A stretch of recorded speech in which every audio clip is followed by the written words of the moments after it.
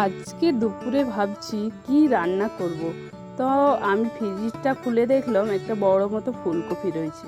তো ফুলকপি রান্নাতে একদম ভালো লাগছে না। তো চলো আজকে ফুলকপিটা একটু অন্যভাবে রান্না করি। তো তোমাদের সঙ্গে সবটাই শেয়ার করব ভিডিওর মাধ্যমে। আমি একটু গরম জল চাপিয়ে দিলাম কড়াইয়ে। তো গরম জলটা ফুলকপিটা আমি কেটে নেব। পুরো ফুলকপি রান্না করব না, কারণ অনেকটা হয়ে যাবে। আমি অর্ধেকটা ফুলকপি এখন গরম জলে একটু ভাপিয়ে নেব। গরম জলে ভাপিয়ে নিলে গ্যাস কিন্তু হবে না। ফুলকপিতে একটু গ্যাস থাকে, একটা কেমন একটা গন্ধ থাকে, তো সেটা বেরিয়ে যায়।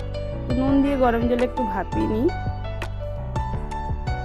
ভাপিয়ে নেওয়ার পর আমি আবার গরম জল থেকে নামিয়ে নিলাম। তারপরে ফুলকপিটা আজকে কিভাবে রান্না করছি দেখো। একটু ঠান্ডা জল দিয়ে ধুয়ে নেব, কেন গরম আছে, গরমে হাত দেওয়া যাচ্ছে না। সঙ্গে যে আমি ভিডিও শেয়ার করি, কমেন্টে অবশ্যই কিন্তু জানাবেন যে কেমন লাগছে আমার ভিডিওগুলো। তো চলো এখন আমি গ্রেট করে নেব ফুলকপিটা, একটা একটা করে ছাড়িয়ে সুন্দর করে একটা গ্রেট করে নিই গ্রেটের সাহায্যে। তো দেখো এখানে কিন্তু ফুলকপিগুলো প্রত্যেকটা আমি গ্রেট করে দিলাম। ফুলকপিটা একটা বাটির মধ্যে ঢেলে দিলাম।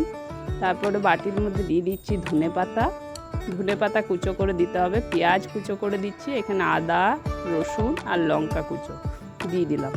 এটার মধ্যে দিয়ে দেবো আমি একটু নুন, আর একটু দিলাম জিরে গুঁড়ো। আর এবার দেবো আমি নুন স্বাদ মতো দিতে হবে। তারপরে দেব আমি বেসনটা দেবো পরিমাণ মতো, যেমন লাগবে সেরকমই দেবো, যতটা লাগবে। এখানে দিয়ে দিলাম আমি একটু কাশ্মীরি লঙ্কার গুঁড়োটা দেওয়াতে একটু কালারটা সুন্দর লাগবে। তো চলো এখন আমি একটু মেখে নেব। এদিকে আমি কড়াই চাপিয়ে দিলাম বড়াগুলো রেডি করার জন্য। কড়াইয়ের মধ্যে আমি তেল দিয়ে দিলাম, সরষের তেল ব্যবহার করলাম। তারপরে বড়াগুলো একটা একটা করে প্রত্যেকটাই আমি সুন্দর করে ভেজে নেব। তেল এখন আমার গরম হয়ে গেছে, চলো একটা একটা করে ছেড়ে দিই। আঁচটা কিন্তু অবশ্যই কম রাখতে হবে। আঁচটা যদি বাড়িয়ে দিই তাহলে কিন্তু ওপরটা পুড়ে যাবে, ভিতরটা কাঁচা রয়ে যাবে। তাই কম আঁচে প্রত্যেকটা বড়া সুন্দর করে ভেজে নিতে হবে।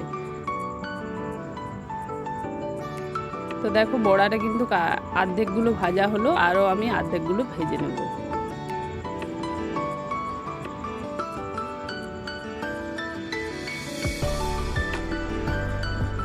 তো প্রত্যেকটা বড়াই আমার কিন্তু সুন্দর করে ভাজা হয়ে গেল।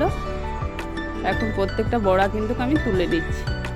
প্রত্যেকটা বড়া ভেজে তুলে নিচ্ছি আমি থালার মধ্যে। ওই গরম তেলটার মধ্যেই আমি সব মশলা দিয়ে দেবো। তখন বড়াগুলো তুলে এক সাইডে রাখি। তারপরে ওই তেলের মধ্যে দিয়ে দিলাম একটু গরম মশলা। তারপরে দিয়ে দেবো আমি একটু কালো জিরে একটু দিয়ে দিলাম। এগুলো ভাজা হয়ে গেলে আমি দিয়ে দেবো আদা রসুন আর পেঁয়াজ বাটা। আদা রসুন বাটাটা যতক্ষণ একটু বসে আসছে ততক্ষণ আমি একটু নাড়াচাড়া করলাম। আর এখানে দিয়ে দেবো টমেটোটা আমি বেটেই দিলাম।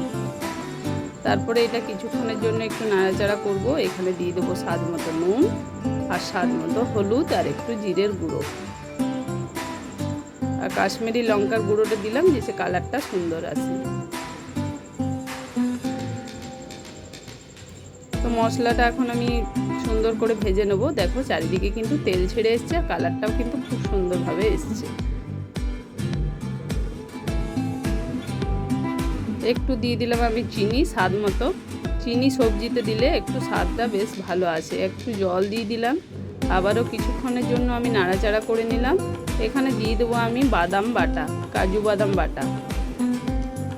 বাদাম বাটাটা দিয়ে দিলাম। আরও টেস্টটা সুন্দরভাবে একটা আসছে, আর গন্ধ অসাধারণ, এত সুন্দর একটা গন্ধ ছেড়েছে কি আর বলবো। তো একটু জল দিয়ে দিই, গ্রেভিটা একটু লাগবে, বড়াতে গ্রেভিটা টেনে নেবে।